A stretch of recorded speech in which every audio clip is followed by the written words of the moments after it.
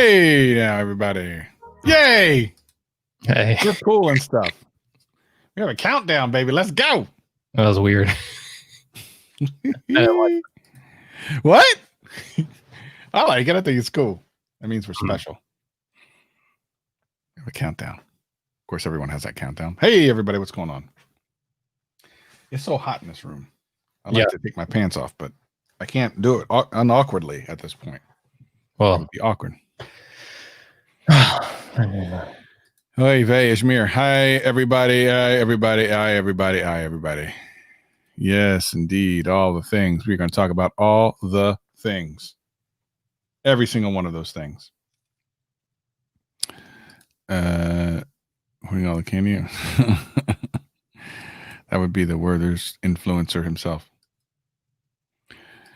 What's going on, everybody? I am a Werther's influencer. You are the only Werther's influencer. I hold a great power and respect. I don't think they follow me on Twitter, which is very disappointing. I mean, I feel like I'm the number one Werther's fan. So if we could get a campaign telling Werther's to follow me, or are they like embarrassed by me? I don't think so. I'm still not sure if they know you. Anyway, like I was saying, it is who are they following? Who is Werther's following? Let's see. They're following Kari Daffrin, Ben Crawford. Any famous people? Look at this. A bunch of nobodies. Nobodies, indeed. Where's me? Where's me? Nowhere to be found. Oh. Okay, they're following Blake Shelton. Blake Shelton. They do follow Blake Shelton. I guess Blake Shelton is also you probably should just make your own Werther's ads. Christine Coe. Okay, famous. We got some famous people they're following. I don't know why. They follow the Chicago Cubs. Walgreens. That makes sense. Walmart. Makes sense. You can buy. Butterfly keyboard's coming back. Is that a thing? It's possible. It's possible. Well, I would hope it'd be version 2. I was going to have a video on that probably tomorrow. And Luke Miani, he scooped me.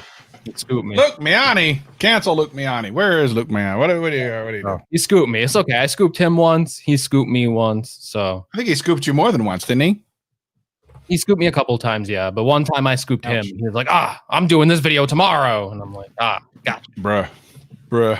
And it was like, and then Renee did a video after us. And it was like all three of us like copying each other.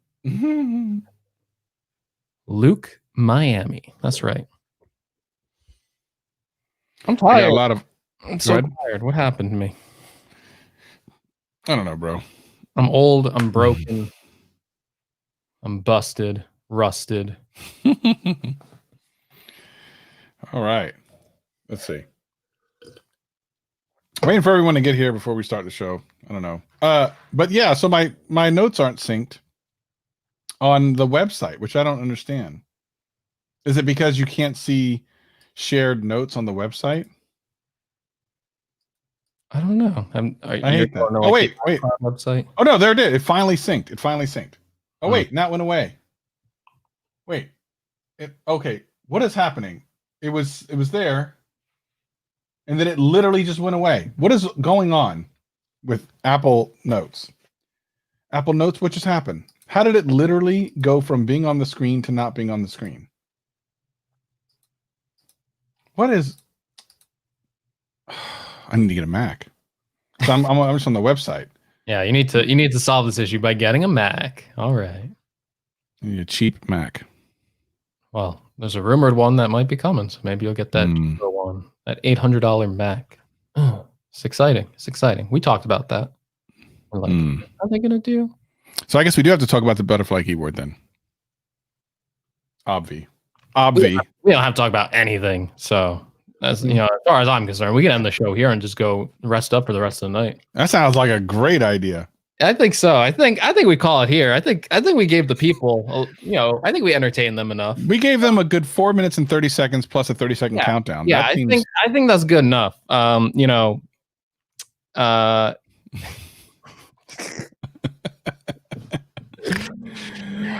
Willie, do you think we should do the show, or do you think what do you think, Willie? Should we do the show? Yeah. Oh. Oh. So you're saying I can't go rest? No. Oh. Willie, you got any plans for the weekend? Yeah. Well, the weekend's over. No.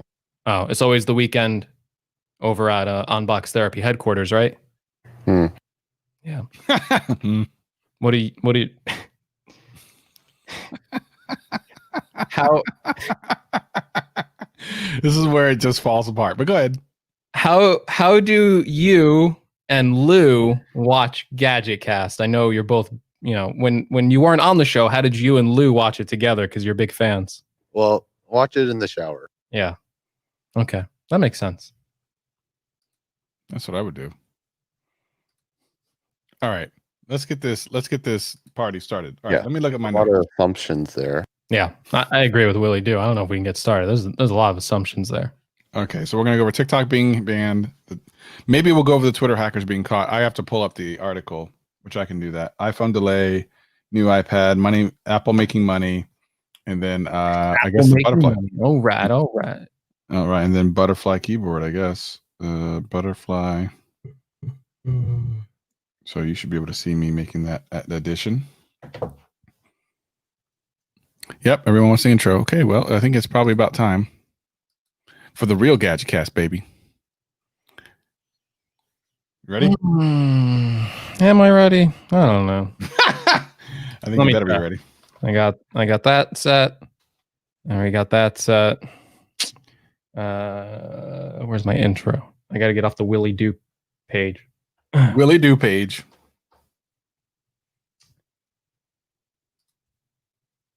And let me just pull something up, and then we'll be ready to go.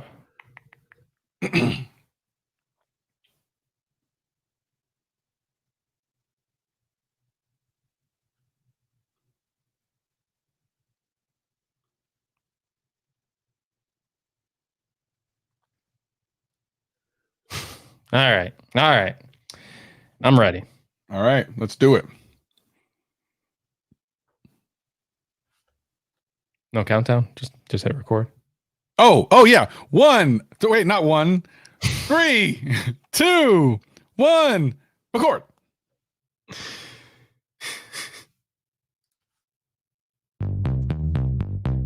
Discovery's 4 computers now have primary control of critical vehicle functions. 3, 2, 1, 0, 0, and liftoff.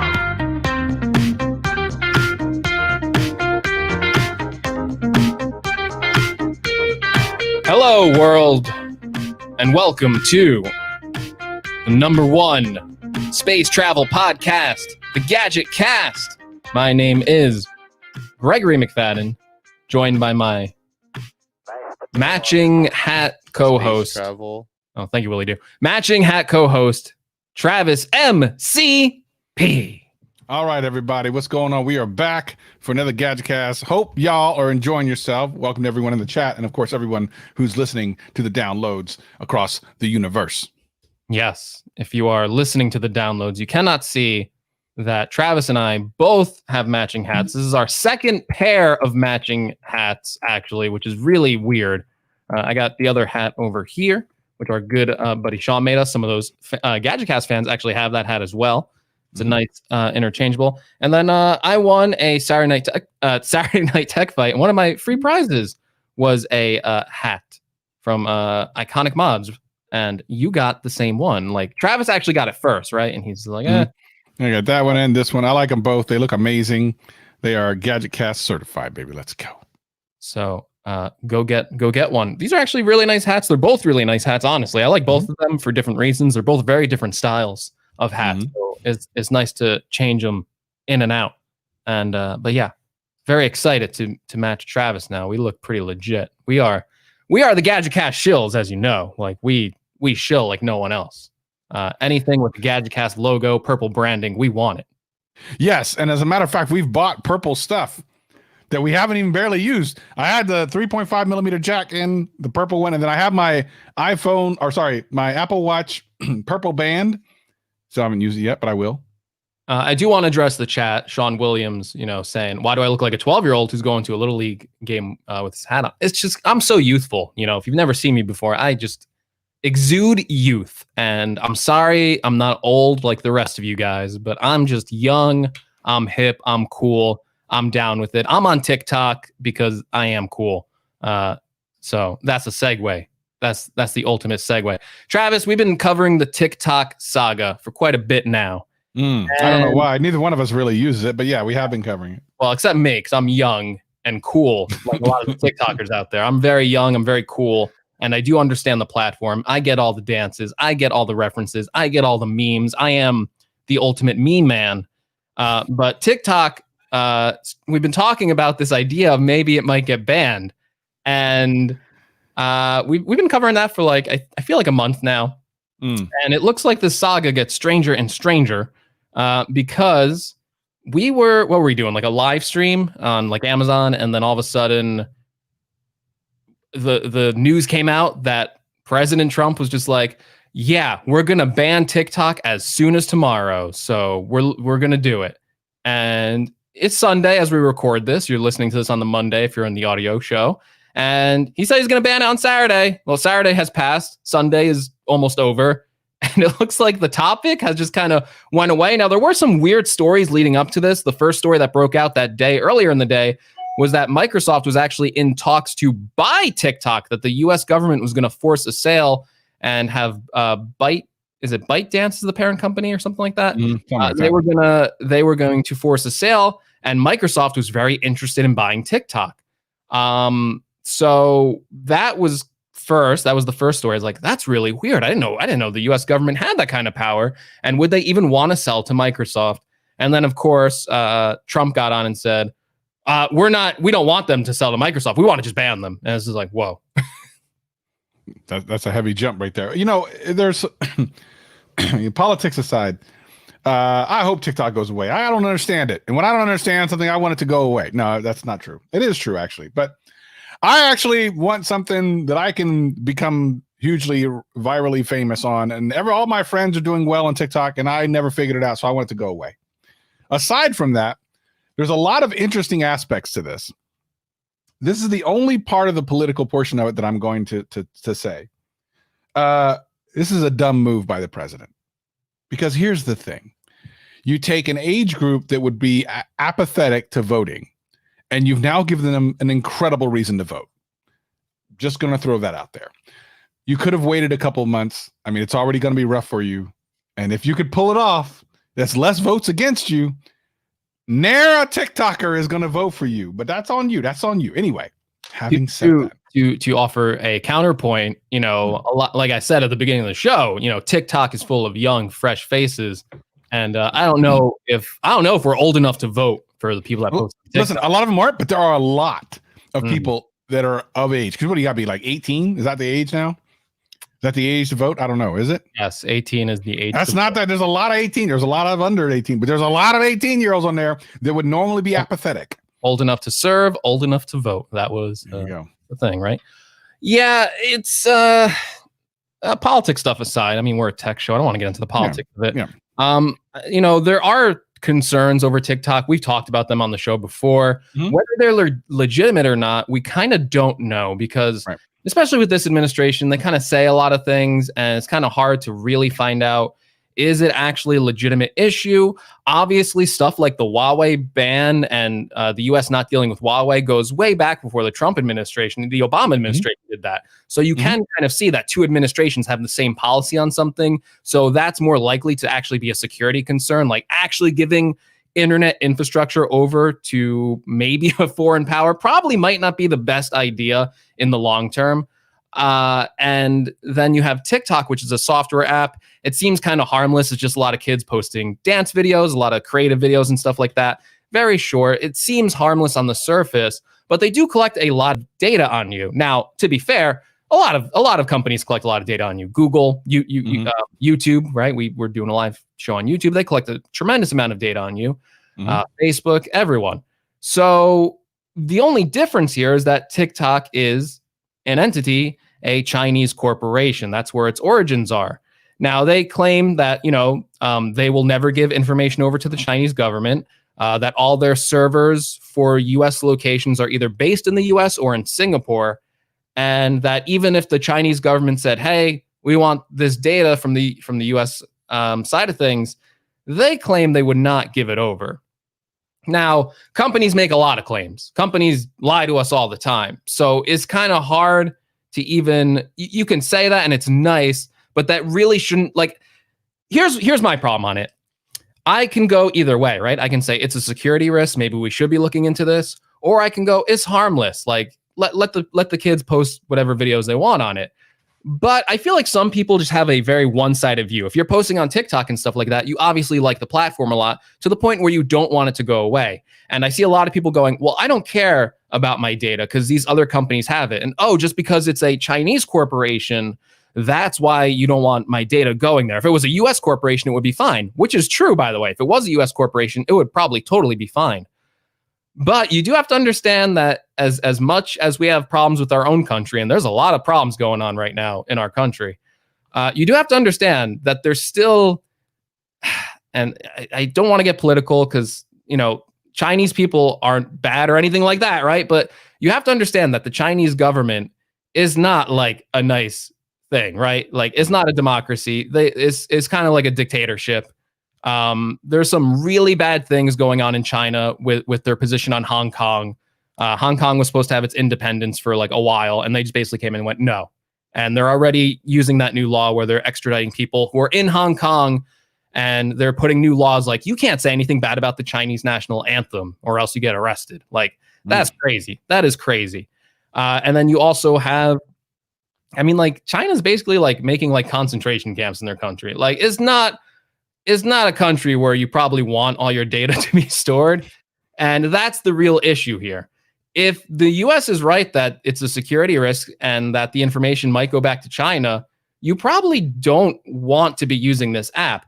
However, the US also should be super transparent with us. And if they have evidence that this is actually going on, they need to release it tomorrow, because you can't just say something in this day and age and have people take your word for it. There's not enough trust within our government, whether that's left or right. If there was someone in the other administration, there is currently not enough trust in this current governmental structure to really just take their word for it, where maybe you could have years ago. And even then, that's probably not really true. So I would like to see the evidence at this point. If they have the evidence, let us see it. If it's just a concern at this point, monitor it closely. Let there be a concern. But I think the ultimate issue here, and I think this is where this would be a unifying issue, is our government needs to enact some sort of privacy law, some sort of guaranteed protection of our data. And then if any of these companies abuse it by giving it to a foreign asset or something like that, then they can be banned, whether that's Google, whether that's TikTok, Facebook, whoever. There needs to be some guarantee of privacy on the internet, I believe. Yeah, we'll see. I'm still interested to see what these other companies. I know that YouTube has a TikTok competitor coming out, and I think Instagram will as well. And once those things come out, it'll be really interesting to see how everything, ban or not, how everything kind of levels out. I wonder if it doesn't get banned, will these other competitors be able to really compete? I suspect YouTube's will not, because they're just not. YouTube's great at some things and just not. When they try to do these other things, like YouTube Stories is actually not unsuccessful. It actually is fairly successful, but it is kind of this weird hidden thing. Like, I don't know. So I don't know. Anyway, at the end of the day, I'm interested to see what happens. It's the next day that it was supposed to be banned and it's not. So we'll see. It should still be here. And next week. Yeah. And I just want to reiterate, I'm not saying anything bad about like the Chinese people. Actually, no, we have some Chinese viewers who comment on GadgetCast who are big fans. And but that's also interesting because in China, you do have to use like a VPN to access YouTube. China does ban. Like, we're talking about whether the US should ban one social media app. All these apps that we use on a daily basis, like Facebook, Instagram, YouTube, Google search, it's all already banned in China. I saw some people making arguments on Twitter like, what if China banned social media apps from the US? This is ridiculous. It's like, yeah, no, they have. They're way ahead of you. They've done all that. So you have to understand this really isn't an even fight. And I do, as many problems as our country has, like, I still feel like there's worse forces out there that, like, if they were in charge, it would be way, way worse. And if that's an actual threat of our data going over there, and that might help them with, like, I don't know, like, really, like, what could they really be learning? But again, we're going into an election season where 2016 was kind of like this first time we saw a huge election interference, and could all of a sudden, like, TikTok all of a sudden just start putting campaign ads? And think about that. Like, could they just surface that, right? They're in charge of the algorithm. They control what you see. And I want, like, if you're listening to this, whatever your politics are, think about it from the left or the right. And think about it, if it was the other side, all of a sudden that narrative being pushed down your throats and that's all you saw, you would probably not like that. So that's what we're kind of talking about here. Like, social engineering and stuff like that happens all the time. And I feel like we got to get a grasp of it before it runs away from us. And it kind of already has run away from us I don't even know if we can get back to a point where we have kind of control of this information and getting rid of this. On a broader term, we probably shouldn't go into this topic. We have too many topics. Fake information being out there. That's kind of weird that you say that, because I literally was about to mention this thing. So I did a video the other day, and in it I mentioned how Samsung lost the #1 spot of manufacturers of all smartphones to Huawei, which is really interesting considering they were banned in the US and really have never had a real significant foothold in the US. So to be able to be #1 without the US is pretty amazing. And an interesting thing happened in the comment section. Several people mentioned that they don't actually even believe Huawei's numbers, which is really interesting considering I don't believe these numbers came directly from Huawei. I believe they came through other sources because, that's how these websites do them. But it was very interesting to even consider that. And that actually, if you think about it, does make sense, because they would want to be the #1 manufacturer to kind of then show and stick a needle in and say, hey, you guys banned us, but we're still #1. Like, there is a possibility they could say a bunch of phones were shipped when they weren't shipped, I guess. But it is interesting. It is an interesting thought I never really considered when I posted that. I mean, it's just kind of established that these websites have the information that is necessary. And for people to question Huawei is very interesting, for tampering with real facts. Really interesting. Yeah, I hopefully a lot of those sales, like you said, are done by third parties where they can verify those numbers, right? Yeah. You're going to trust over Huawei or whatever. But a lot of sales of Huawei's are done in China. So at that point, you don't know. That part's pretty hard to determine. But I imagine it's a popular phone in China. It's it's got to be, right? Like, come on. 100%. 100%. It's funny we bring this up. This isn't even a topic we put on the show notes. We have show notes now. How weird. Yay. We're going to be so organized. You guys are going to not believe it. There was a congressional hearing, and I kind of didn't want to talk about it too much because it's kind of, it's huge impact on the tech world. We should probably do like a dedicated episode on it, to be honest, and invite some smart people on, smarter than us, which is pretty easy to find, to be honest. But, they had Tim Cook up there, Jeff Bezos, Sundar Pichai, and who's the last one? Oh my gosh. What, you mean Facebook dude? Yeah. Zuckerberg. There we go. And, that was kind of a talking point of Zuckerberg of, because these hearings are basically like, how much power do these companies have? What kind of, should we put any restrictions on them? Should we break them up at like a huge, but then like Zuckerberg's like, well, we live in this global economy. If you break Facebook up, some Chinese social media giant is just going to come in there and you can't regulate them, right? Like, it's kind of harder to do that. I mean, you can regulate them, right? Like, you could ban them, but it is kind of interesting to like that viewpoint, right? Like, say, I mean, this is an extreme thing and it's probably not going to happen because Apple's not really a traditional monopoly. But say you broke up Apple, right? Say you had to like, oh, well, you can only sell Macs in this division. You can only sell iPads. You break up Apple. Well, then Huawei comes in and eats their lunch in other markets, right? In like Europe, because you can still get a Huawei phone in Europe and Canada. And how much influence does that take away from the United States? I would imagine a huge amount of influence, which if you really think about it, I'm sure the US government does not want that to happen. Yeah, the whole situation is very interesting. And I didn't watch the hearing or anything because I knew everything would be disseminated out after that. but never have we really had all of these major producers of technology in one place at one time talking about kind of the same thing. It's been a really interesting thing. And then now to the government directly. And this is good. I mean, we definitely want accountability. Yes. Definitely want that. We need that. I like that idea. I'm unsure if this is the leadership and the government in which it even makes sense to do it, because I don't think half of them understand technology.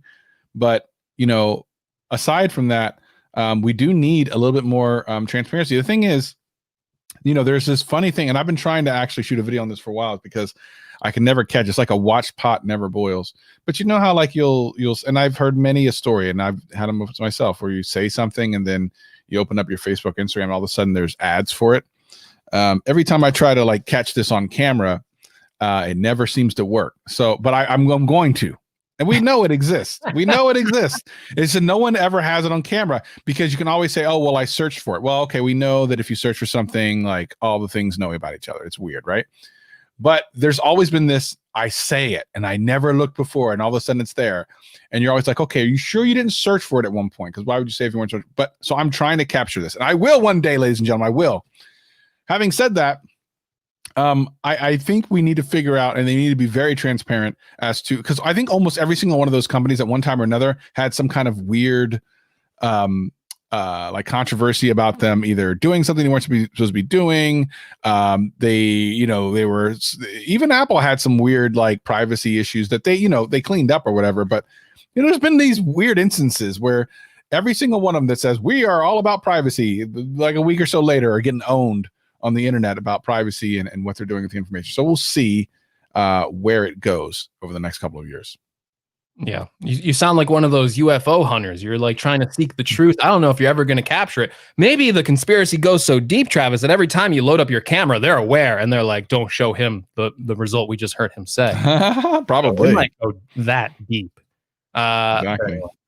Yeah. This is who knows? We'll probably be talking about this next week, right? But as for now, TikTok is not banned.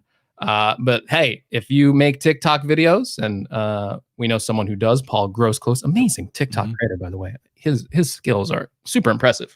I would say, like, just make sure you're ready if there's a ban, and have some names picked out on some other social media platforms, because it could happen. If you have over 1 million TikTok fans and they close down, you can come on GadgetCast. We'll interview you briefly. Yeah. Just have to figure out a way to leverage all those people. Let's talk about Twitter, my favorite social media. Who wasn't at the hearing, which was weird, but I guess they don't have like super amount of power. Like they're not like that. But they kind of do. And this is the thing. They do, right? Yeah. They have a lot, because for whatever reason, our leadership wants to use Twitter as like a mouthpiece for everything, which is kind of scary. And if someone were to hack that and then say something, unfortunately, we're in a time right now where no matter what crazy thing you say, it's believable. So that's kind of a scary situation. I mean, a couple of years back, you could, if we had a leadership, I'll just say leadership, and you say something off the wall on Twitter, you would know, oh, it must be hacked. Nowadays, you could, anything. Literally anything can be said. You're like, oh yeah, that person said that. So it is kind of perhaps one of the more dangerous platforms if something like this happens, where there was a hack and the hackers were caught. Both of them young punks. I don't care. I'm gonna call these punks what they are. I'm gonna say I'm gonna dox them. Well, it's hard for me to dox them. They're in. It's not me doxing them, but they've been arrested. So there's some things that happen in like a Discord and all this other stuff. Like one's 19 and one's like 21 or something. And basically, if you don't know, we talked about this a couple of weeks ago. Basically, some major accounts like Bill Gates and everything, where they were hacked or whatever, they were socially hacked, and then made to tweet out, put all your money here in this Bitcoin. And then these kids took like almost $120,000 in cryptocurrency. So it went down that let's see, let me get the names here. So yeah, the accounts were Bill Gates, Elon Musk, Barack Obama, Apple, and more, in $120,000 in Bitcoin. And the UK charged Mason Shepard and Nima Fazeli of Orlando, Florida. So one's in the UK and one's in Orlando, Florida. 17-year-old Graham Ivan Clark was charged with 30 felonies. Now, he's 17, which means he's probably going to only get a slap on the wrist, because it probably won't go I mean, unless it gets tried as an adult, which I don't think they're going to. They're going to keep him from getting on a computer for a long time and all this other stuff. But the 18-year-old and the 20, listen, let me tell you something, bro. That's the wrong thing to get into. And we said this. I think I said this when we talked about this before. You can't hack anything big and think you're going to get away with it. You will not get away with it. So many people have tried to get away with these major hacks and they always get caught. The PlayStation hack years ago, like all that stuff. They find out that you think you know what you're doing, but you don't. You mess with like a company's like money, and they're like, oh man, it is over for you. They will hunt you down. Like they will. It's just guaranteed. Yeah, if you mess up too many people, you getting. And I mean, come on, bro. Like Bill Gates. Bro. Yeah, like you should have like hacked like us, and then right, and then we would have been like just upset about it. Don't hack us. You should have hacked who's like a. Oh man, you should have hacked like Luke. You should have hacked like Willie too, and then then that would be like they probably wouldn't have looked into it as much. Like, oh okay. So that's what you do. Yeah, you're right. These hackers never get away with it. Like you said, right? It's all these people are pretty young, like 17, 18, whatever. They're young people. And it's kind of like that young brilliance and stupidity all molded into one of where you're smart enough to pull this whole stunt off, but then you're dumb enough to do a Bitcoin scam and link it to like your actual Bitcoin, like under your name. Like it was so easy to get these guys. Like they didn't even like put it to like another account where it's like, oh, like what's this dark account? Where does this go? Oh, it's some place in the middle of Siberia. We can't get there. Nah, it was like, let's just use our accounts. So really, I guess, brilliant in a way to get yourself to get all this stuff. But man, dumb enough to just link it to like your official stuff and get caught. And here's the thing. Here's the thing about that. They're smart. They're so smart that they could get like professional jobs that would pay them well and they don't have to worry about this. And dumb enough to not pull something like this off. And by the way, that was not life-changing money. It was a really cool weekend in Vegas type money, especially when you split it between like 2 or 3 people. That's all it was. So you risked the world, felony charges for a nice weekend in Vegas money, but that's about it. I mean, it's just, bruh. Okay, look, that we go. Okay, Twitter is enough. I love Twitter. Get your act together. I want to address something I see in the chat. It's been brought up a little bit. They're saying my green screen's failing. Is not failing. This is green. So you know, I got the portal. I got the portal to the other universe right in my head. All right, Greg, you did as intended. The green screen is working as intended. Okay, that's all. It is indeed. It is indeed. All right. Couple quick things. I don't know why we even need to bother with this too much because it was known months ago that the iPhone would be delayed. Our good old friend John Prosser has been talking about this for a long time, but it's now being officially official. Let me tell you why we bring this up, Travis. I made a video on this, right? Mm-hmm. Now, there's a lot of talented people who make Apple videos in this creator space. And I thought for sure I would wake up in the morning. I thought Drew from Tailosive was going to beat me. He's very quick at making videos. I thought he was going to beat me. I thought Renee was going to beat me. I thought all these people were going to beat me because I was kind of late to the game on it. And my video, I feel like I was like one of the only people who did a video on this. The iPhone was delayed. The crazy thing about this story to me, and Travis is right. We've known about this for since March. John was tweeting about the iPhone's going to be delayed. Expect it in October or November. So John Prosser got that 100% right, by the way. Funny story between him and Mark, but I don't know if we should talk about that. So this iPhone's delayed. Now, the reason why the story is interesting, and apparently a lot of people were interested in it. My video like blew up on it. So apparently like enough people were interested in that topic. Apple has never, to my knowledge, confirmed the delay of a product that does not exist yet, right? We all know the iPhone's coming out because they release a new iPhone every year. We hear tons of rumors on it because it's such a huge market. So many people are interested in it that, of course, people are going to leak stuff out about it. But we don't know like 100% certainty if there's going to be a next iPhone or when it's going to come out. we've gotten so used to the release schedule, but as the iPhone starts to sell less, right? Like you can imagine maybe they move to like an 18-month schedule eventually, like they do with kind of like MacBooks or iPads. But Apple basically on their investors earning call was like, and we had some like problems like, shipment and all this stuff because of what's going on. And they're like, the next iPhone's going to be a few weeks later than usual. And it's like, they just confirmed it. Like, okay, new iPhone's coming out. Apple is a very secretive company, sometimes to their own detriment, sometimes to like, is almost like so stupid. Like everyone knows an iPhone's coming out, but is kind of unprecedented that they would just say that on a call. Because in a way, if you're not as into the industry, and you probably don't even hear about this story if you're not really that into the industry, but I think mainstream publications pick that up, and then you go, oh, I shouldn't buy an iPhone right now because there's a new one coming out soon. So some people aren't as tuned to that, right? I have people who aren't into tech ask me like, is now a good time to get an iPhone 11? And it's like, well, maybe you wait a month, and then decide if you can. So I think it's an interesting story, just the fact that they confirmed it. And yeah, the iPhone's delayed. We told you about this on GadgetCast. We had John on the show.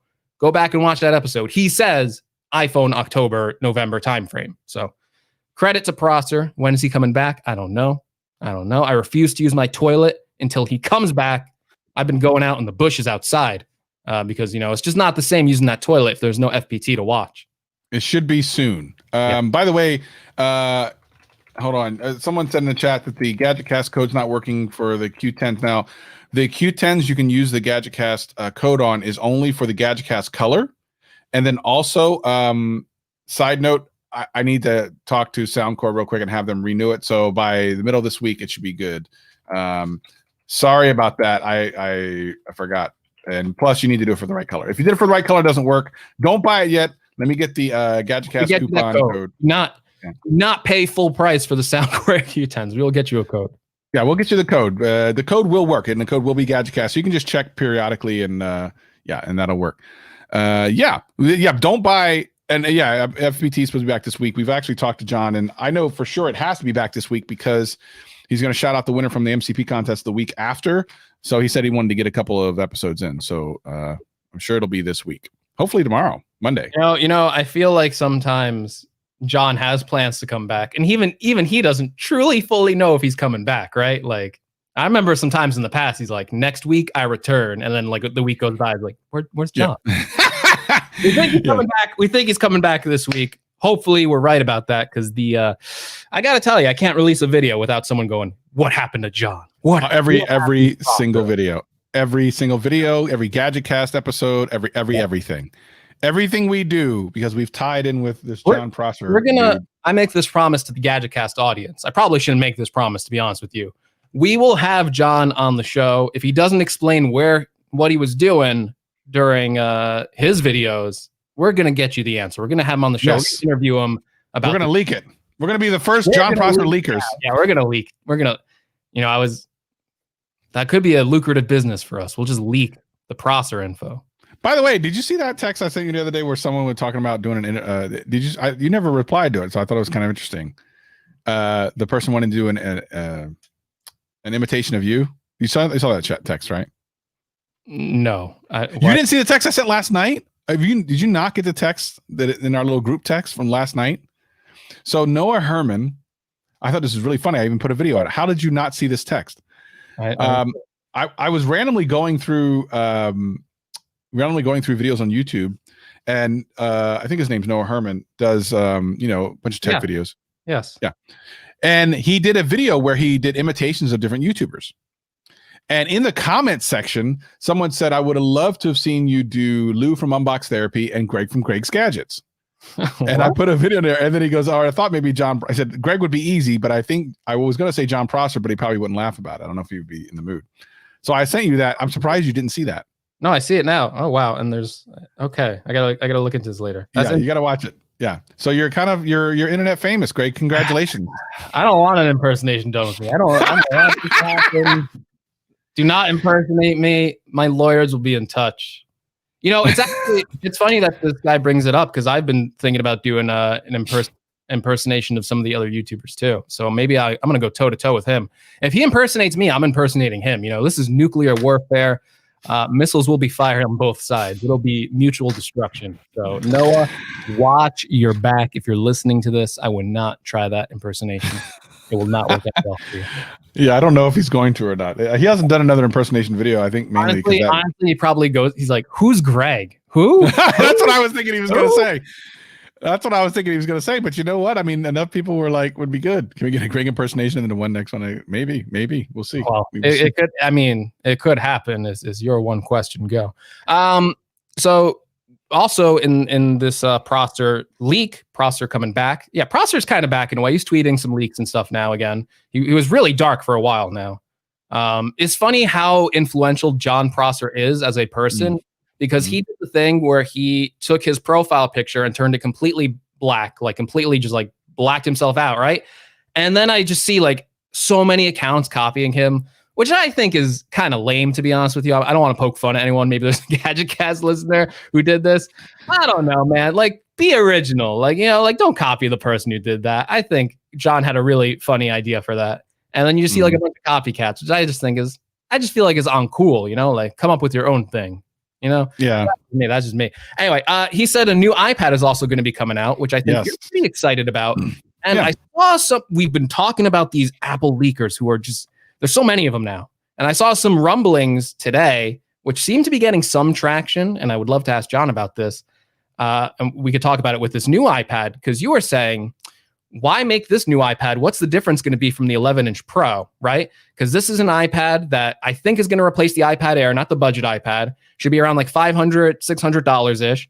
And basically, for all intents and purposes, it's a 10.8-inch iPad. The bezels look like they're going to be a little bit thicker, but overall, it's basically like the same form factor as an 11-inch iPad Pro. Kind of same design, flat sides. We assume Apple Pencil 2, smart connector on the back. People are saying it'll work with the new Magic Keyboards, all that stuff. And Travis and I were kind of like having a conversation like, well, if it gets like the A13 or A14 chip, you know, the current iPad Pros are on the A12Z, what's the real difference here? These look super similar. Why would a customer go with the Pro over maybe getting this Air for potentially $300 cheaper? Even if you got like the, you know, latest processors in them, it's still a really hard buy.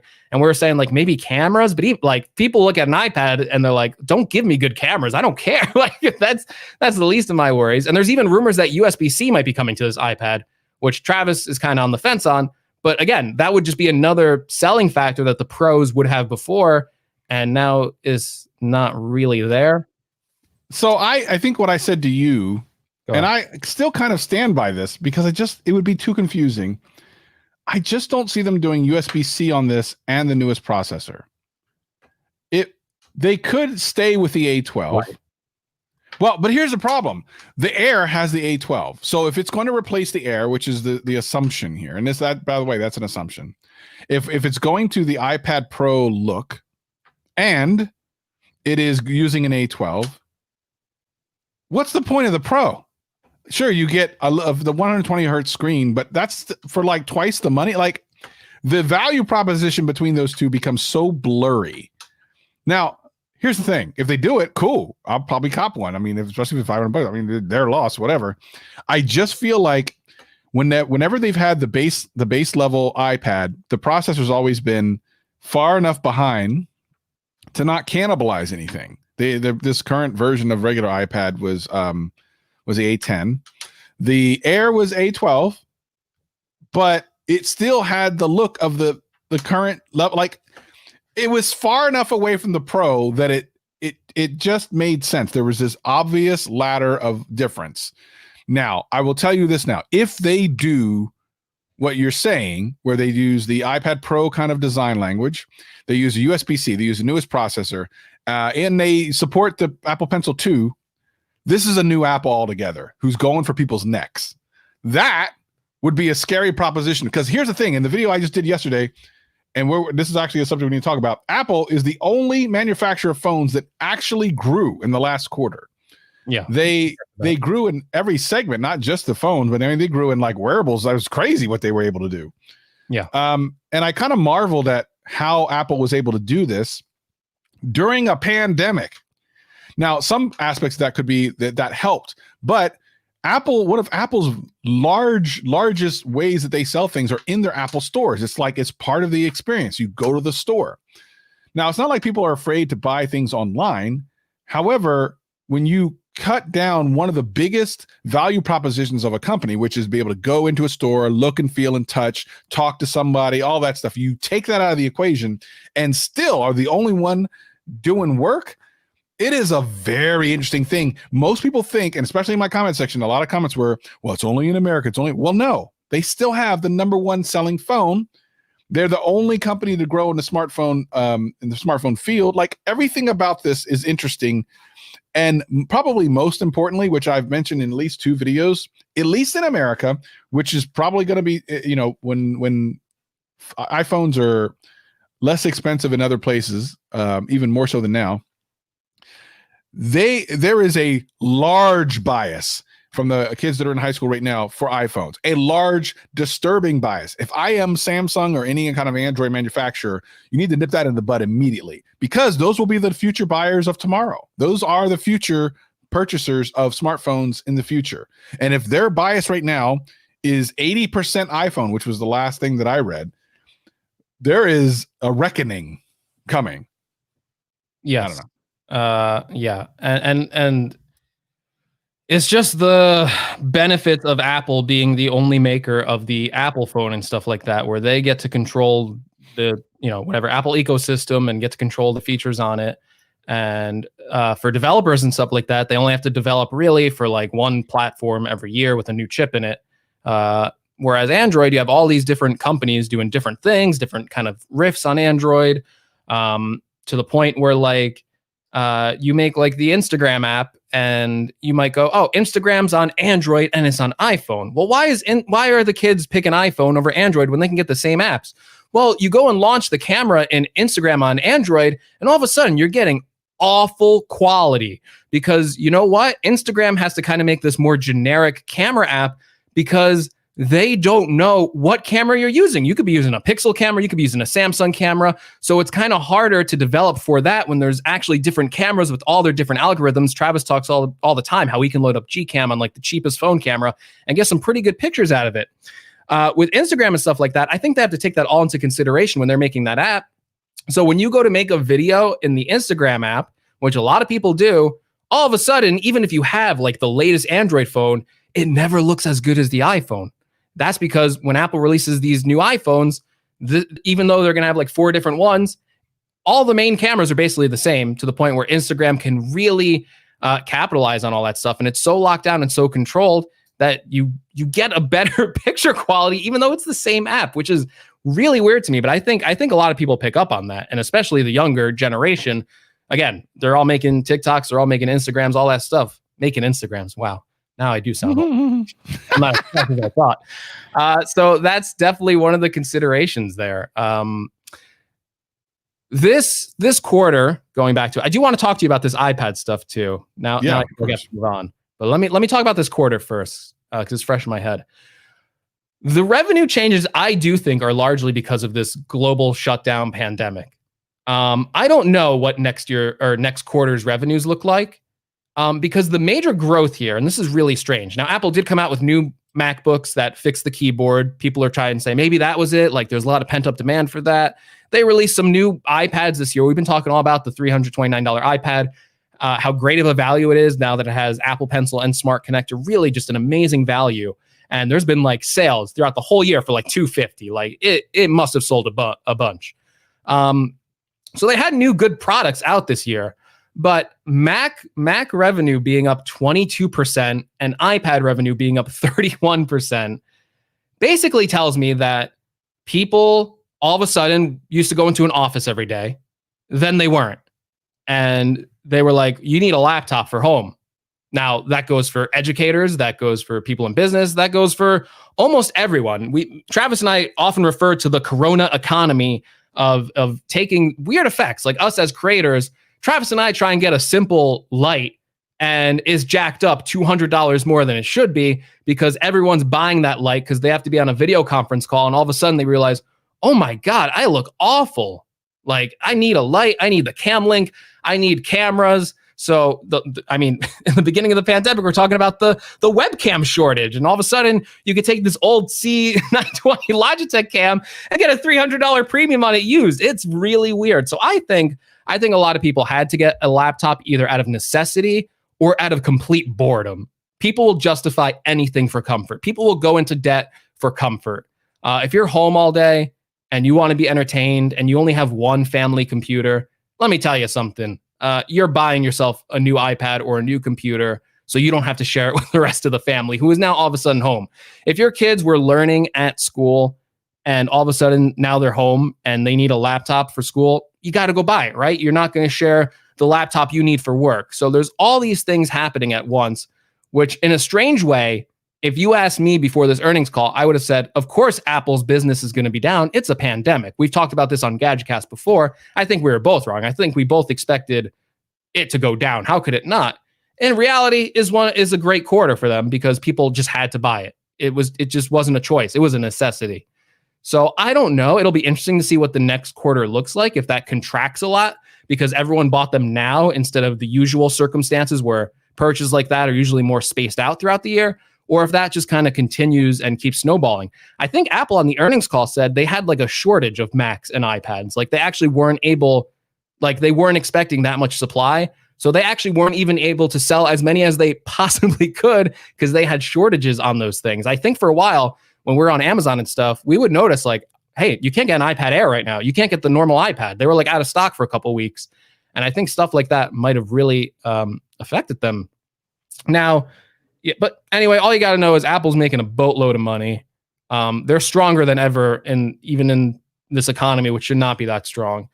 They're getting less dependent on iPhone overall, which is good for them, I think. iPhone's still a huge portion of their sales, 44% of their sales. But you look at all these little pies that Apple's getting into. Services, 22% of the revenue. Services, right? We've been talking about this shift into services. 22% of the revenue comes from services. That's more than the iPad and Mac. You could take iPad and Mac and combine them together. iPad's at 11, Mac's at 12. You combine those together, that's their services revenue. So things like Apple Music, iCloud, TV, whatever, all these services they went into, as much as people might have made fun of them at first, it seems to be working out pretty well for them. They said they met their services goal faster than they expected. So that's great for them. Even wearables, right? You look at something like Apple Watch and AirPods, 11%. I think Walt Mossberg, who is, just the revered veteran journalist of Apple, brought up a really good point on Twitter. You could look at these things and you look at them in the scope of Apple and you go, look how small these businesses are. iPad only makes up 11% of the revenue. Mac only makes up 12% of the revenue. Wearables are only 11%. But if you were to split every single part of that company up, including services now, they would all be in the Fortune 500 of companies. They would be in the top Fortune 500 of companies if you split those all into their own company. Companies would die in a position to be in their wearables market, in their Mac market, in their iPad market. So even though on the scope of iPhone sales, it all seems small, it is huge. And Apple's a juggernaut. Like even when I am thinking, like, I'm never one to count Apple out of anything because I've just seen it time and time. People go, oh, Apple's not going to succeed here. But when you come out of a pandemic stronger than ever, when a lot of companies didn't, by the way, man, that is a testament to not only your business model, but I think also, and I think Tim Cook said this, to the loyalty of your customers. Apple customers are pretty loyal to the point where maybe they could have got a cheaper Windows laptop in an emergency, but they were like, nah, I got to get a MacBook. Yeah. And the interesting thing about all this is they probably should have been the most vulnerable, having most of their sales come from the US. A lot of their stuff is really overpriced and, value wise. I mean, it is. I even showed it in my Twitter. If you watch my video, I literally show a $30 power cable. That's ridiculous. Well, of course, we want the gold plated $100 USB-C from Anchor, but that's different. That's different. No, but you're right. You're right. The iPhone SE, I think, was also a factor we really didn't talk about. Yes. That was a $400 phone. They said it sold really well. I think an interesting data point from that, though, is they still said iPhone 11 was by far, it was still outsold the SE. So a lot of people thought, oh, everyone's just going to buy the $400 SE. Well, actually, the $700 phone they sell is still the most popular one.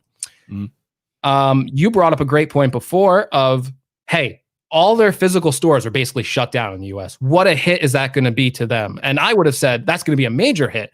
People are always in those Apple stores, but it looks like not as big of a hit as we thought. So here's the thing. Samsung could not have known going into this year that there would be a pandemic. They bet the table this year on expensive phones. The S20 series and the Note 2 series is coming out. And of course, the Fold 2 and the Z Flip, all the things. All those are expensive phones. They bet the table on it, even though the vast majority of data before this year told them that they probably shouldn't. They're betting the table on it. And this year will be, I don't know what it's going to look like financially for them, because the one thing we won't know, so we'll see some of the sales and stuff for Samsung, but what we won't know is how much it costs them to even get those sales.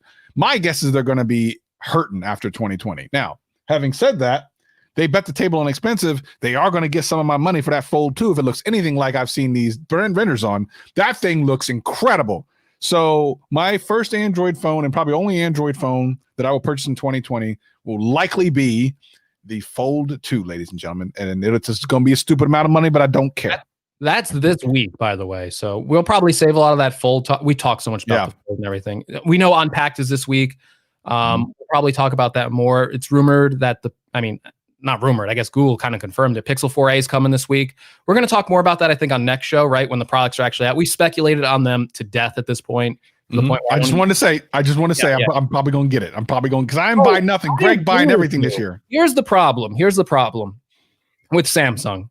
You have these great, what do they call them? Is the term Halo products that are like up on the top end, where people look at them and they aspire like, one day I am going to get the Fold 2 and that is going to be my phone. One day I will be in a position where I can spend $2,000 on it and that's my phone. But for now, I got $600 or $700 and I need to go buy a phone that's good. And I don't want the A series of phones. That's for people who aren't into tech. That's for my mom and dad. I want a flagship phone. Oh, well, the S20, it's $1,000 to play. All right, you know what? I'm gonna go for iPhone. And then you kind of lose that customer in a way, because if the iPhone gives them a good experience or some other Android phone gives them a good experience, you're not sticking with Samsung, even though, and I think a lot of people look at that Fold 2, and I think it's hard not to appreciate the technology there, especially with these leaks, which I guess are pretty legitimate at this point. You look at that product, you go, wow, what a makeover from the first generation to the second generation. The first one looked like a prototype. It no longer looks like a prototype, guys. Like, this thing looks beautiful. Like, if Apple released this tomorrow, for all the Apple people that say they hate foldable phones, there's a lot of you who would go out and buy this tomorrow if this ran iOS and turned into an iPad. I guarantee you. I see a lot of people who maybe have a little too much loyalty to Apple going, I don't like the idea of a foldable phone. I would never use one. If Apple was releasing the, what would we call their foldable phone? The iFold tomorrow. There's a lot of you who I see on Twitter making these comments. I think you're buying that thing. I think you're folding, you're buying it, right? Because it's a cool concept. Now, my problem with the Fold 2, and we're going to talk about this to death because I'm probably going to buy one too. I just know Android tablet experience is not the best. Now, so that's going to be my thing. I think I'm going to get the Fold 2. I think I'm going to probably like it a lot based on everything I think. Who knows? Maybe I'll be surprised. I think at the end of the day, though, I'm going to be like, man, if this was an iPad, this would be so great. But right now, it's just big phone apps, which is what Android tablets are, and that's not great. Like, I'm going to love the bigger screen and stuff like that. But when I go to use like a professional app, I'm going to be like, man, I wish I could be loading up LumaFusion right now on this thing. Can you imagine? Oh my God, I could do a video edit in the car or something like that. That's what I want. So next week, we actually will go a lot more into this and the Pixel 4a. But before we end this week, I do want to talk about something that came up in the chat before we started, which is, of course, the rumored return of the butterfly keyboard, which is kind of a weird thing since most people were really worried about this. I know you have thoughts on this. So I can tie this back into our iPad talk where you said this 11-inch Air, and I'm sorry we jumped topics here kind of like this, if you're following along. There was rumors today saying Apple is not going to make an 11-inch iPad Pro anymore. Whoa. Right. Well, then that would make more sense then. Yeah, that's really the case. Now, I'm wondering, like, okay, are they just going to regulate the 12.9 inch to the high end and just sell a high end Pro? I was thinking, and I would love to see this from Apple, it doesn't make sense to sell an 11-inch iPad Air that's so close to an 11-inch Pro. Like people are going to make the same things we did, and they'll be like, "I'm gonna get the Air." Even if the Pro has some benefits, I think most people go, "I'll get the Air." Right. And what I do think, I don't want to see them also just make one iPad Pro. That's the biggest one. I would love, and we both love our big 12.9-inch iPad Pros, I think. But I was thinking about, I'm like, what if they just made a 12-inch iPad Pro and then like a 13.3-inch bigger one? Like make it a little bit bigger on the big end, make it bigger on the small end. And I was thinking, like, as much as I love the big iPad Pro, a 12-inch iPad Pro, that does sound like the sweet spot, right? Because sometimes that current iPad Pro, it's like, it's a little too big for this. But I'm thinking of like a 12-inch form factor. I'm going, I think that might be like a really nice spot for them to be in. I say that now, bringing this into the MacBook lineup, because now we're hearing rumors about a low-cost MacBook, which is something that I think me and Travis both want them to do really badly. And I just did a video on the 12-inch MacBook. What great timing. And now we're seeing rumors that maybe the 12-inch MacBook's coming back. It's going to be just as thin, just as light. It's going to be on Apple Silicon. So unlike before where they had to go to Intel with these really low-powered chips, this thing's actually going to be a competent computer. The problem with this 12-inch MacBook is those butterfly keyboards were introduced on this MacBook because it's so thin that you can't fit a regular size keyboard in there. I think it would be like impossible to use whatever keyboard they were using. So if they did want to revise this concept, they would need to make a smaller keyboard. Now, whether this is the butterfly keyboard we know and a lot of people don't like, I don't know. I don't know if that's true. But it does stand to reason that it won't be the same keyboard as the ones you might like now in their most recent lineup.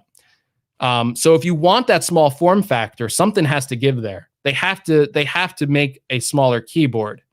I would hope that Apple is like, even if it's called butterfly keyboard, which I don't think they'll reuse, right? Like they'll call it something else. They'll call it the Air keyboard. I really don't think they go back to butterfly. I feel like that's just tainted branding at this point. Even if it's the same exact technology, I just think just use something else. If they fix the reliability issues with it, and they better make sure they do, I think it's fine. Because there's people who are fine with the butterfly keyboard, myself included. I didn't mind the low travel. I really didn't. And I still stand to that to this day. Like I had no problem using those keyboards. The new keyboards are great too, but I could use that keyboard no matter what. I could use the iPad keyboard with the fabric, which is also low travel. Like it really didn't bother me as much. So I think it could make a comeback, especially if they're bringing back that form factor, which I do think they should. I think it's a cool form factor. I would love to see it on Apple Silicon where it can actually do some real damage there. And I would love to see an $800 MacBook. I think that would be so great for Apple to have in their arsenal. Yeah, I think the most important aspect of this is to see what really happens, because this would be weird for Apple to go back in a position where the consumer has more or less rejected a design. And if they're trying to correct what they think is a better overall kind of design, but with some flaws, that's one thing, but it's a real big risk. For me, I don't know that they need to make this. It seems like, now, first of all, we don't know this is true. Okay, we don't even know this is true, but let's just talk theoretically. If it is true, to me, it's a risk that I don't see the point of. It's a keyboard. The keyboard that exists is fine. What is really the major difference between the two that's going to make it seem so much better to then spend the money on R&D on this and potentially have, hopefully not, the same thing happen? It just, to me, it just doesn't make sense. I don't know. Well, again, it's that form factor. The form factor is not possible without a reduced travel keyboard. Like that MacBook, again, I just used it. It's so thin. It is crazy. It is iPad-like. I would love to see, and I was using it. It's 2 pounds, which is really light for a laptop. I was thinking of like a concept where like you fold the iPad and it just becomes like the MacBook, and it becomes an iPad on the outside. Like it has like a dual screen, like one on the outside, one on the inside. And you have like this really cool convertible idea. And like it would be light enough. Like 2 pounds for a tablet is kind of heavy, but it would still be light enough to use as a tablet. Like it's that light. So they can make like a 2.5 pound MacBook, I guess. Like, is it really a loss? No. But I guess if you want to make a smaller form factor, which I think Apple does want to do, they love thin and light. I think they do want to get back to that. So we'll see what happens. Well, I do want to say before we leave that next week's going to be packed with a lot of Android talk with the Pixel 4a, more information coming out. Of course, Samsung having their event, and then Lord knows what's going to happen this week. So much to talk about. The Note, the Fold, all the things. All I'm going to say is GadgetCast has survived through the dullest tech season, which is always the hardest part of a tech podcast, I've noticed. Is you got to get through the dull seasons where things don't come out. Now we are on the season starting. August is the start. Samsung Pixel. It's going to be like the Apple event before you know it. The season is starting. It's going to be busy for us. It's going to be busy for us. I turn into Mike Tyson at the end there. It's going to be busy for us. We're going to bring you all of it. Don't worry. We're going to have all the news on GadgetCast. And when is that unpacked? That's August 5th, right? Yeah. So it's 3 days away. We'll have plenty of information. To go over. Now, depending on what happens, maybe we do a midweek show. I mean, I don't know. Probably not, but you never know. Like if a bunch of stuff comes out that no one expected. We couldn't stream the Apple show. I guarantee you we can stream these. Samsung's like, yeah, sure, take it. Yeah. But we'll see. Do that. Yeah. Well, I mean, at the worst case scenario, maybe we make a midweek podcast. We'll see. Anyway, regardless, make sure you hit us at all the places. Subscribe to us on YouTube, youtube.com/GadgetCast, of course. Hey, if you're subscribed, if you're following the Twitter, if you're wherever, as long as you know you're going to get the notification, there might be a special episode this week. So I would make sure you're subscribed to everything. Yeah. Make sure you're just never missing out on anything. Mm-hmm. Anyway, I think that's about right. That's about it, right? Don't you think, Greg? That's about enough for the normal show. Well, if you're interested in ever having more, then you should try to join us live on YouTube as we do a beforecast and aftercast. You'll have a lot of fun with that as we come and just talk about crazy stuff. But until next time, he's Greg. I'm Travis. This is GadgetCast.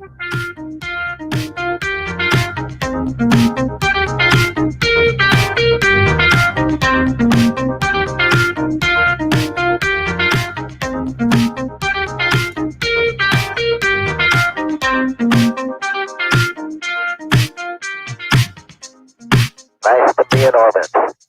Space travel. And that'll do another one. That was jam-packed, man. I'm surprised we got through all that. I think we did a great job. That was a busy week of stuff to talk about.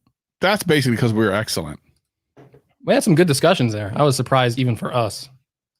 Yeah. We make show notes once, and all of a sudden the game has been changed. The quality of content went up. Someone said peace out, but that's typically what happens. Yeah. People like peace. We're still here. Yeah, like no, we're not doing this anymore. No, you should stay because the aftercast is nice. It's a nice opportunity to chill. It's the chill. We're chill. It's the chill time where we stop talking, basically. You see how Greg goes from like GadgetCast to sleep mode? I was on, I'm in, I willfully admit I'm an introvert. So, I got to turn it on. And once it's off, the magic is over. The magic is over. The magic is over. So I'm sure there's at least one other person in your life that would know that the magic is over once the energy goes out of you. I can only imagine what it's like living with you. No idea what that could possibly be like, Greg. I can't imagine. By the way, I'll never know. I'll never know. Well, if CES ever decides to come back, my guess is that we're probably going to room for CES. Is what I'm guessing. I don't know. I feel like that's a bad idea. That's too close. Why? That's is it? Is it? I want to share a room with Travis. So PB, let me tell you, yes and no. I did a video about this. You might even have seen it. Yes and no. I mean, is it the best keyboard case you can get? It's very close to it, if not that Logitech one that did. So she has 12.9. 12.9 isn't available. So then, yes, for the 12.9, yes, it is. So I can never tell anyone to buy it because it's too expensive, but it's really nice. It does make it quite a bit more expensive. Yeah, I just got the Logitech keyboard to compare. Again, this is only an 11-inch, so it doesn't really help you out. It's a great keyboard at 150, but using this made me realize that the Apple keyboard, and I hate to say it because it is too expensive, it is worth it. It is worth it. That's not to say this is bad. This is great, but the way that the Apple keyboard works, I do prefer it, I think, ultimately, which makes me say it's worth it. But again, for 150 on this, what a great keyboard as well. So it's kind of hard to compare. It's, you know, I just got a call while doing the call from Phoenix that says that my iCloud account has been breached before, or hold on, it's been breached, which is interesting because that would be very difficult to do. Number two, I literally just use the iCloud, which is why I would, the timing is interesting. Let me read this. Let me hear this. I might put it on the thing here. Hold on. I'm trying to play back the voicemail. Wait, how come I don't hear the voicemail? Why is the voicemail? I always get the call. Your car warranty. Can you hear that? Shoot. Apple device, please contact Apple Support Advisor. Press Yeah. 1 to connect with Apple Support Advisor. Press 2. I want to call them back on the show. Should Should we? I can. Should I? Yeah. Would everyone like to hear me call this? I'm sure it's a scam. Oh, it's a scam. 100%. Does everyone want me to call them on the aftercast? I have to just Bluetooth to my thing, which I can do. I've never tried it before. Have you ever Bluetooth your phone to this? No. Can I me talk to them? I don't know. Maybe. Let's test this out. I don't know how I Bluetooth to my mixer. Let me look this up. Can I pretend to be Tim Cook and be like, "Hi, you just called my phone and I got to tell you, I am the CEO of Apple Computers and we're going to commit lawsuit on you." So Okay, here we go. Hold on. Is now a discoverable. Let me go my Bluetooth settings. I'm going to do my Bluetooth settings. I'm going to look for my mixer. Where's the mixer? shut down Mixer, buddy. I don't think that exists anymore. Oh, yeah, that's true. Now, let's see. Look for Have Willie do talk to them. Holy crap. That's a good idea. That is funny. Wait, Do people in chat want this? I think they do. What are people saying? They want it. Do it. It'll be Distracting. funny. Not if it's a scam. Don't. Oh, yes, please. Yes, let's mess with them. All right, hold on. Now I'm going to test this. How do I test this? All right. Can I test this by calling you? I'm going to call your phone, Greg. So mute your mic. I'll mute my mic, and then we'll see if it comes through and see if people can hear our call on the phone. Okay? I think that's how it's going to work. Okay, let me try this. Where's Greg? Let me go to our text. Let me go to Greg. Where's Greg? Okay. All right, I'm going to call you. Audio. We'll do like an audio FaceTime call. Roadcaster Pro. Now I can't hear this because I'm not plugged into my headset. Hold on.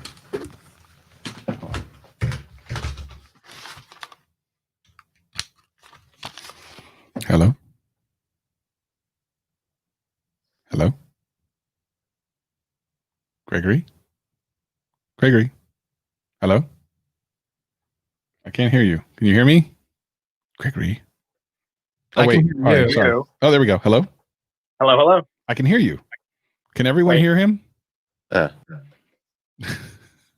Wait, turn your mic off for a second. Okay. Yeah, there's a lot of assumptions there. Well, watch it in the shower. That doesn't work.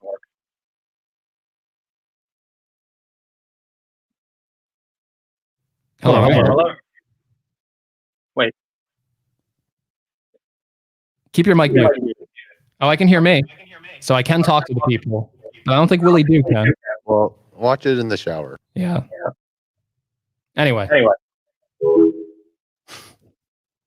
So I think the problem is when I bring you in, I have to have my USB up, and I don't know if that creates a problem or not. That's the problem. I need to call and talk to somebody else. What's like I need to call something that won't be a problem. Let me call like Target or something. Call Viper. Yeah, I don't have Viper's number. Let me call John Prosser. No, he won't answer. Call John Prosser. Hey, that's system. Where let me see if he's available. Are you available? Are you available? Available? John? Need to test something. All right, we're gonna see what happens. Everyone's like, "Oh, John!" Oh no, that's a good idea. I should do that. Okay, there was an echo, but we're trying to figure that out. We're not sure what caused the echo. We're trying to figure it out. You want to do a one question go while we wait for this stuff? I mean, I suppose. We promised them last week we would. So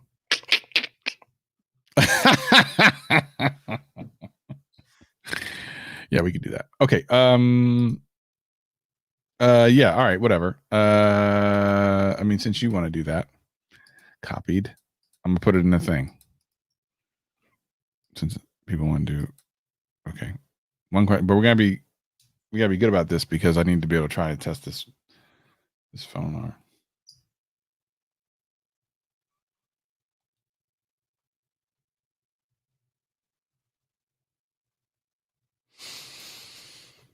We're gonna do this just for a couple minutes. I just want to call this number back. Actually, let's just do it. I mean, why not? What the hell? yeah, what are we concerned about? I don't know. Technical difficulties. Sorry about that, sir. I hope it echoes on their end. Right? Sir, you have an echo. All right, let's do it. All right, hold Try on. that. You can always call back. It's not like they're gonna know. It goes to some farm where they're trying to scam us. Okay, Phoenix, Arizona. Tell me if you can hear this. Subscriber you have dialed is not in service. If you feel you've received this message. So they're calling out from a number that doesn't support a callback. However, they did leave a number to Somewhere else. yeah. Hold on, let me find it.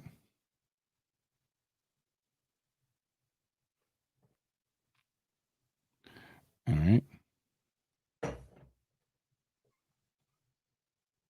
Let's see. Where's my voice? Where do I find voicemails? Where are they once they're gone? Voice. Yeah. They're voicemail. But I don't know where that is. Voicemail. In the Where- phone how do I- app on the right. Hmm? In the phone app, like on the right. There's Oh, on the bottom gotcha. voicemail. I never use voicemails. I try not to have people. Okay. So they call from a different thing and then they give you another number. Okay. Is everyone ready? Everyone ready? Here we go. Calling this number. This phone number is being blocked. We received reports that this number was being spoofed as part of an attempted scam. If you received a call or email or text asking you to contact this number, it may have been an attempt to defraud you, as that call did not actually come from this number. What? Wow. Wait, what did it say? It said like, hey, this number is a scam. Like, don't contact these people. So that might be T-Mobile who just implemented their scam thing. Let me do that again. Let me hear that again. That was cool. Good on T-Mobile. The phone number is being blocked. We received reports that this number was being spoofed as part of an attempted scam. If you received a call or email or text asking you to contact this number, it may have been an attempt to defraud you, as that call did not actually come from this number. Thank you, T-Mobile. We appreciate you. That's cool. Wow. That's Yeah. awesome. I am very impressed. So I knew that they had recently kicked up this anti-scamming thing, but that was pretty dope. That was I'm pretty impressed by that. I like that. all right. Anyone want to come in and ask us a question? Yeah, I only got a minute because I gotta do We're something. out of here. So You got like 1 minute to come need the in. link again. Let us know. Just come on, ask us a question. You get to be on the show with the guys. What does it say? Unpair it? I'm gonna unpair it. Last thing I need is my phone to be paired to my mixer. Randomly getting shenanigans on a phone call. All right, let me take this hat off. My head is hot. My head is hot, son. All right, time's up. All right, everyone. We'll see you next week. We appreciate you. Thank you for coming on through. Oh, wait. Oh, just in time. Okay. Literally one person. Okay, here we go. What's going on? So my question is, I've got to interview Travis. Greg, when is it your turn? Whoa. Hey now. I don't know. When is it my turn? Whenever you're ready. Well, I'll have to get back to you because I promised Viper that I would give him the first interview at 100,000. But after that, we'll set something up. Cool. I got to give Viper the first interview because I promised him. So we'll set something up though. Awesome. You're welcome. All right, Michael Thanks. Pepper. Talk. Appreciate you, buddy. All right. Anyway, I gotta go. I love all y'all. Oh wait, okay, hold on. 619. Yeah, sorry. If you need to go, Travis. No, go ahead. No, go ahead. Go ahead. Honestly, it was just a simple question. What is your favorite movie of all time, like individual movie, and what's your favorite movie series of all time? Favorite movie and then favorite movie series? Yeah. Define series. Like just like Harry Potter or Lord of the Rings. Favorite movie series, Lord of the Rings, best movie series. It might also be one of my favorite movies. Now, favorite movie. Tough. It's tough. It is tough. Because I love movies. Oh.